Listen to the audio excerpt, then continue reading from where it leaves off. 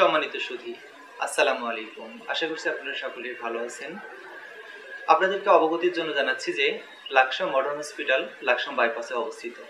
আজকে 1 ডিসেম্বর 2024 লাকসামবাসীর চিকিৎসা সেবা নিশ্চিত করতে লাকসাম মডার্ন হসপিটালের শুভ উদ্বোধন হয়েছে আপনাদেরকে সাথে নিয়ে। প্রিয় শুভাকাঙ্ক্ষী ভাই ও বোনেরা, আপনাদেরকে অবগত করতে চাই লাকসামের মানুষের জন্য সুচিকিৎসা এবং অত্যন্ত আধুনিক মেশিনারিজ এবং বিশেষজ্ঞ চিকিৎসক, অভিজ্ঞ স্বাস্থ্য টিম সাথে খুব গোছালো অ্যাডমিনিস্ট্রেশনের মধ্য দিয়ে আপনাদেরকে সেবা দিতে চাই। আমাদের এখানে যে বিভাগগুলো সেবা দিচ্ছে সেগুলো হচ্ছে মেডিসিন বিভাগ, গাইনি বিভাগ, বক্ষব্যাধি, কার্ডিওলজি, ইউরোলজি, নিউরোলজি সহ সকল বিভাগের সুযোগ্য ডাক্তার এবং বিশেষজ্ঞ ডাক্তাররা সেবা দিচ্ছেন।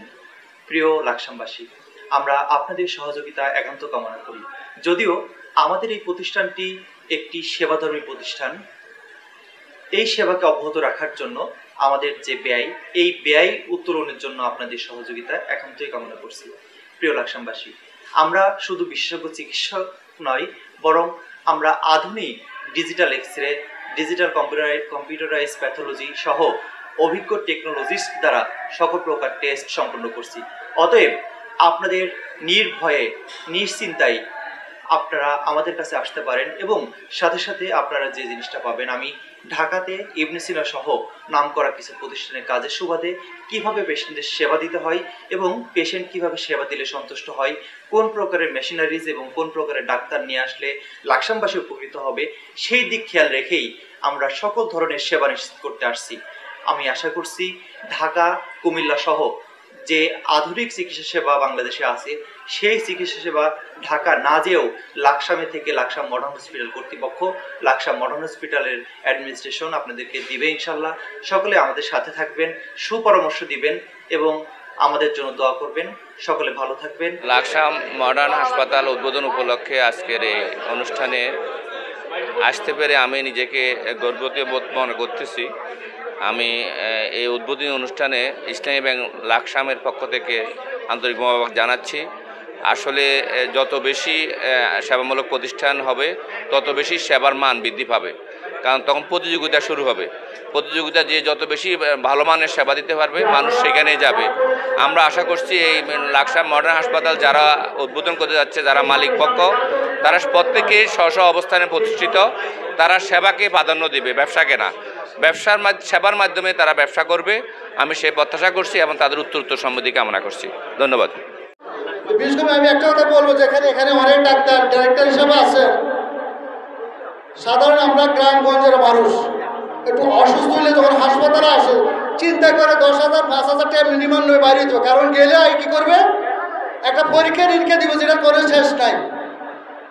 তো আমি অনুরোধ করব, আমি ইন্ডিয়াতে বেশ কয়েকবার গেছি চিকিৎসা বাবদ, যে কথাটা আমার শ্রদ্ধেয় বড় ভাই সালমান ভাই বলছিলেন। ওনাদের দুইটা জিনিস আমি দেখছি, একটা হইল রোগীকে যেভাবে তারা মনে করে রিসিভ করে নেয় আন্তরিকতার দিক দিয়ে, সেকেন্ড টাইম হইলে যেটা প্রয়োজন মানে পরে পরীক্ষা নিরীক্ষা দেবে না। আমি যেহেতু কিছুদিন আগে গেছিলাম এনআরসি ব্যাংকের ম্যানেজার সহকারে, নর্মাল কয়েকটা ইয়া দিয়ে রোগ আইডেন্টিফাই করছে, এটা না হলে এরপর আরেকটা, কিন্তু একসাথে 10টা 20টা এভাবে দেয় না। তো বিশেষ করে আমি অনুরোধ করবো, আমরা লাকসামের আশেপাশে মফস্বল এরিয়া ওই রুগীগুলি লাকসাম মুভমেন্ট করে, ওই হিসাবে মেজরি লোকের হ্যান্ড টু মাউথ দিনে আনে দিনে খায়। তা আমি যারা চিকিৎসক আছেন, আপনারা অহেতু কোনো চিকিৎসার নামে ইয়ে দেবেন না, বিভিন্ন পরীক্ষা দেবেন, যেটা যতটুকু প্রয়োজন দেখবেন। তা এমনি 10টা রুগী না ভাই, তখন 100টা আসবে, যাই বলবে যে আমার মাত্র একটা ইয়া দিচ্ছে, পরীক্ষা দিচ্ছে, 2টা পরীক্ষা দিচ্ছে।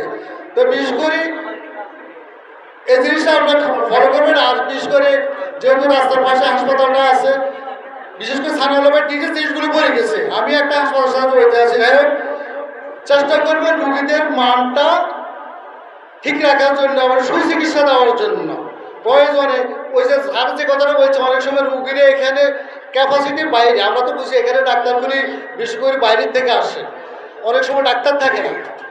আমার একটা ঘটনা ঘটেছে যেটা আমি প্রত্যক্ষদর্শী, রুগীটা এখানে রাখি শেষ পর্যন্ত মমুর সমস্যা পড়াইছে, কিন্তু ওনার দরকার ছিল না, ওনার দরকার ছিল অনেক ক্যাপাসিটি বাইরে রুগীটাকে out of Laksam, out of Dhaka, যেখানে প্রয়োজন মনে করেন। তো বিশেষ করে এই জিনিসগুলো আপনি খেয়াল রাখবেন।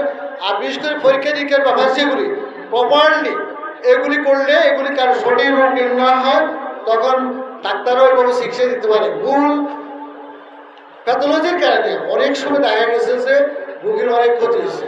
তো সর্বশেষ এই হাসপাতালের সমৃদ্ধি উন্নতি কামনা করে আমি আমার সংক্ষিপ্ত আলোচনা এখানে শেষ করছি। সবাইকে ধন্যবাদ। আসসালামু আলাইকুম ওয়া রাহমাতুল্লাহি ওয়া বারাকাতুহু।